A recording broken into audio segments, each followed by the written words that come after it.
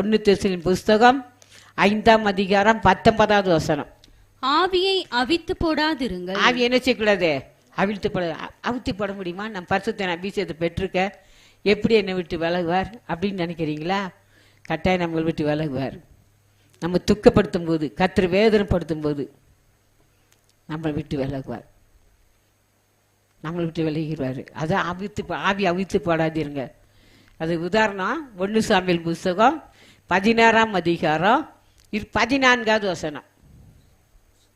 அப்பொழுது சாமுவேல் தைலக்கொம்பை எடுத்து அவனை அவன் சகோதரர் நடுவிலே அபிஷேகம் பண்ணினார். அவன் சகோதரர் நடுவில் அபிஷேகம் பண்ணினார். அந்நாள் முதல் கொண்டு கர்த்தருடைய ஆவியானவர் தாவீதின் மேல் வந்து இறங்கியிருந்தார். சாமுவேல் எழுந்து ராமாவுக்கு போய்விட்டான். 14 கர்த்தருடைய ஆவி சவுலை விட்டு நீங்கினார். பாத்தீங்களா? கர்த்தருடைய ஆவி என்ன செஞ்சாரா? சவுலை விட்டு நீங்கினார். அதுதாங்க சொல்றார். பரிசுத்த ஆவியை நீங்க என்ன செய்தீங்க? அவிழ்த்து போடாதீருங்க. பாருங்க, கர்த்தருடைய ஆவியானவர் சவுலை விட்டு நீங்கினார்.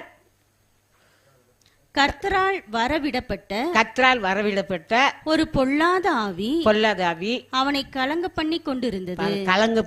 அதுதான் அருமையானவர்களே, கர்த்தரிடத்தில் பெற்ற அபிஷேகத்தை நினைச்சுக்கொள்ள, அவிழ்த்து போடக்கூடாது.